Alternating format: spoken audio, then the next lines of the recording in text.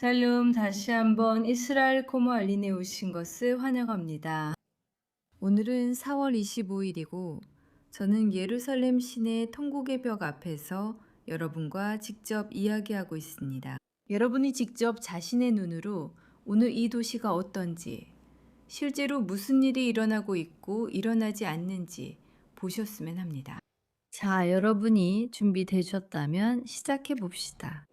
우리는 방금 제사장 축복이 끝나서 지금 여기 통곡의 벽에 있었습니다.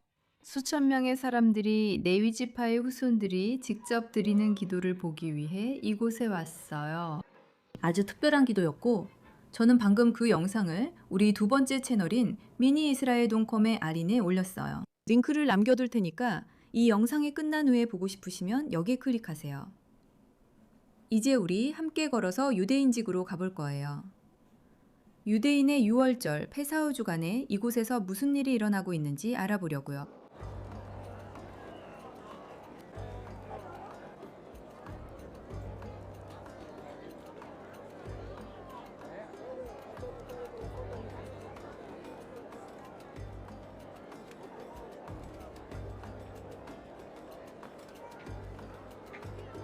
이번 주는 예루살렘에서 항상 정말 바쁜 한 주예요.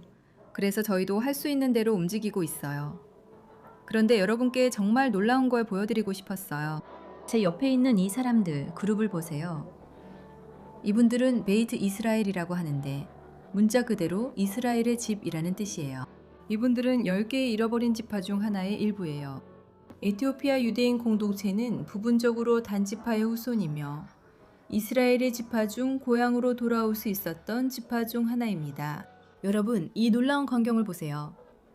이제 계속 걸어가야 해요.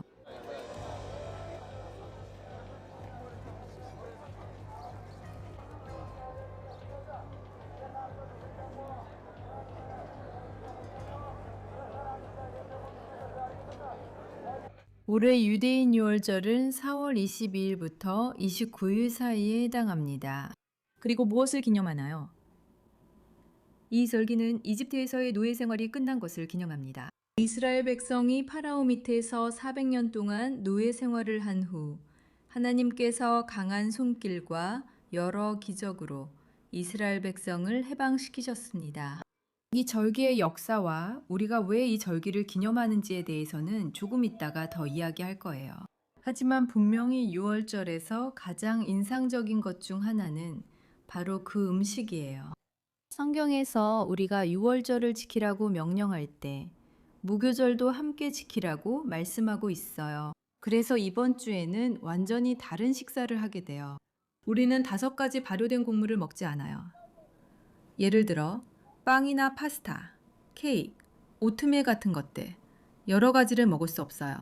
하지만 우리는 다른 것들은 먹어요. 그래서 지금 우리가 예루살렘 구시가지의 유대인 지구에 와 있는 김에 여러분과 함께 식당에 가서 이 기간 동안 먹는 음식들을 맛보고 보여드리고 싶어요.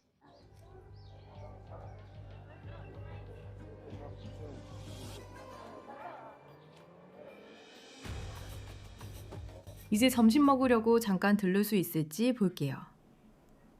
여기 이 표지판에 보세요. 카셰르 레페사라고 쓰여 있어요. 이 말은 문자 그대로 이 식당이 성경의 음식 규정을 따른다는 뜻이에요. 성경 출애굽기 12장에 보면 이 절기가 영원한 규례가 될 것이라고 쓰여 있어요. 그리고 그뿐만 아니라 이 7일 동안 우리는 누룩이 든 빵을 먹지 않을 거예요. 우리는 누룩이 들어가지 않은 빵을 먹을 거예요. 그런데 누룩이 든 빵과 누룩이 없는 빵의 차이가 뭘까요? 왜 그런 걸까요? 우리가 밀가루와 물을 섞어서 설령 누룩을 넣지 않더라도 충분한 시간을 기다리면 자연스럽게 발효가 시작돼요. 그래서 그 빵은 무교병, 정말로 누룩이 들어가지 않은 빵으로 간주돼요. 우리가 어떻게 해야 할까요? 우리는 물과 밀가루를 섞은 다음 그것을 완전히 구워야 해요. 그리고 발효 과정이 시작되는 시점인 18분이 되기 전에 굽기 시작해야 해요. 그러니까 그렇죠. 우리가 지금 이곳에 들어가면 여기서 무교병과 다른 음식들도 볼 수 있어요. 예를 들어 그들은 감자전도 가지고 있어요. 그들은 다른 것들도 가지고 있는데 그것들은 허용되는 것들이에요.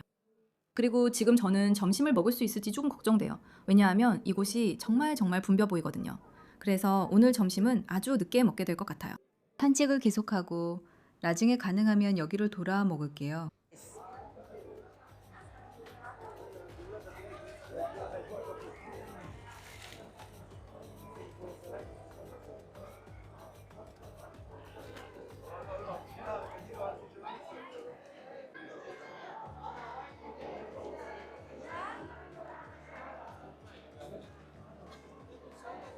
우리가 기념하고 있는 이 축제는 여러 가지 이름이 있어요.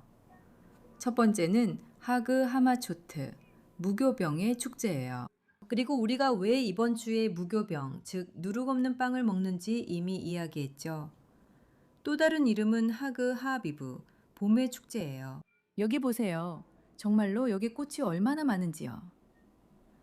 이 축제는 매년 항상 봄이 시작될 때 열려요. 해마다 날짜는 달라질 수 있지만 항상 봄이 시작될 때예요.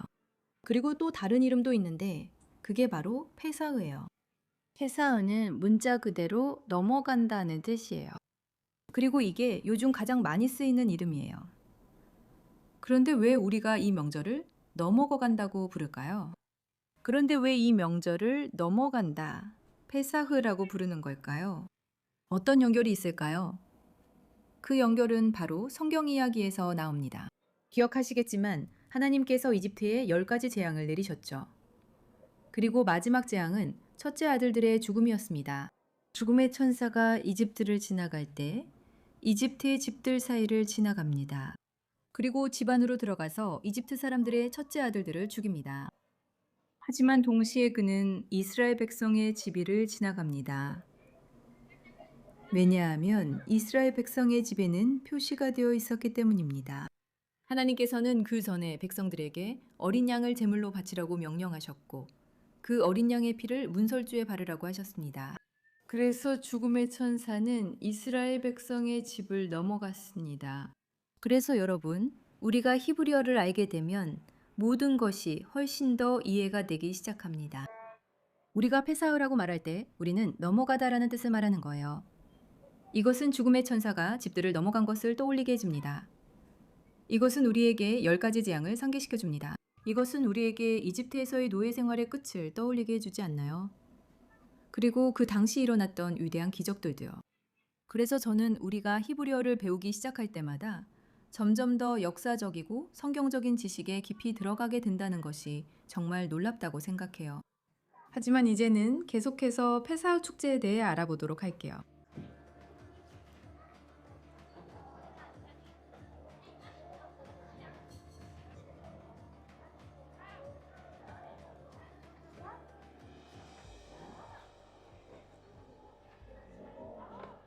식당에서 식사하려 했지만 줄이 너무 길어 실패했어요. 그런데 여기서 발견한 걸 보세요. 여기에는 작은 부스가 설치되어 있고 그곳에서 무료로 맞자, 무교병을 나눠주고 있어요. 아까 그들이 이야기하는 걸 봤으니까 가까이 가서 우리도 한번 받아볼게요. שלום. חביב! אפשר מצות? כן, בבקשה, יש לנו מצות עם שוקולד, בלי שוקולד, כי הכל בחינם. 그는 우리가 원하면 초콜릿도 있다고 했고 그리고 공짜라고 했어. 여기에도 성경 구절이 있고 3,500년 된 전통이라고 써 있어. 그리고 마초트, 무교병도 여기 있어. 정말 멋지지 않아? 그리고 우리가 먹기 전에 브라하, 즉 기도를 해. 그건 바로 바르흐 아타 아도나이 엘로에누 멜레흐 하울람 하무치렘 민 하아레차. 그래서 아멘. 맛있고 초콜릿이랑 먹으면 더 맛있어.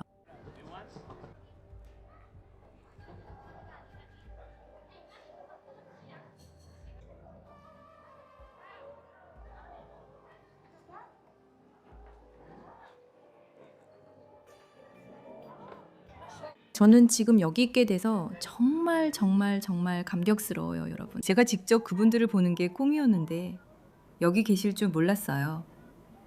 이제 도착하셔서 곧 시작할 거예요. 여러분께 보여드리기 전에 그분들이 누구인지 먼저 설명하고 싶어요. 여러분, 이분들이 바로 레위인 밴드예요. 말 그대로 그분들은 레위 지파의 후손들이에요. 그분들의 조상들은 2000년, 3000년 전에 예루살렘 성전에서 음악을 연주하고 하프와 악기를 다루며 노래를 불렀어요. 그리고 지금 이분들이 바로 그 조상들의 발자취를 따라 여기 다시 돌아온 거예요.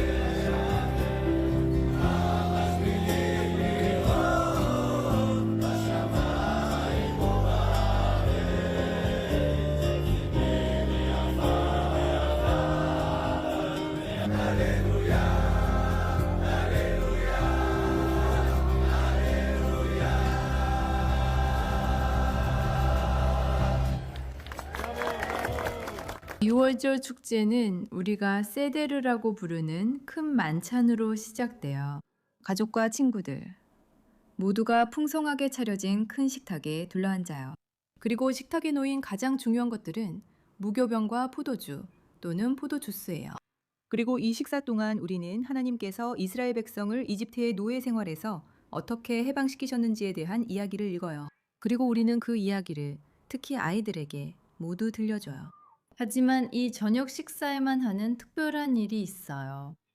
이야기에서 우리가 10가지 재앙에 대해 읽을 때 각자는 자기 앞에 있는 컵을 집어요. 새끼손가락을 사용해서 우리가 읽는 각 재앙마다 컵에서 한 방울씩 빼내요. 왜 이 10방울을 컵에서 빼는 걸까요? 우리가 빼내는 이유는 우리의 기쁨을 조금 줄이기 위해서예요. 식사 때 마시는 포도주나 포도즙은 풍요로움과 우리의 기쁨을 상징해요. 하지만 우리의 기쁨이 어떻게 완전해질까요? 다른 사람들의 고통을 대가로 해서요. 그리고 이것은 우리에게 이스라엘 백성이 이집트의 노예 생활에서 벗어났다는 것이 기쁜 일이었지만 우리는 오늘날 자유롭게 축하할 수 있어요. 우리는 또한 이집트인들이 겪었던 고통도 기억해야 해요. 그래서 우리는 우리의 기쁨을 조금 덜어내요. 저는 올해는 그 의미가 더 강하게 느껴지는 것 같아요.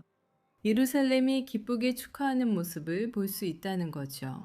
하지만 우리가 이렇게 기쁜 순간에 있을 때조차도 다른 사람들의 고통을 기억해야 해요. 그리고 중동과 전 세계에서 고통받는 많은 사람들을 기억해야 해요.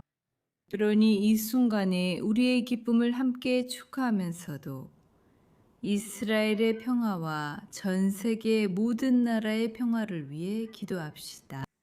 모두의 평화와 기쁨을 위해 기도합시다. 오늘 하루가 즐거우셨길 바라며 예루살렘 거리에서의 조금 색다른 이 여행도 마음에 드셨길 바랍니다. 하지만 모두에게 하그 사메아흐, 하그 토브, 예루살렘에서 아주 복된 유월절이 되시길 바랍니다. 그럼 사랑을 담아 다음에 또 만나요.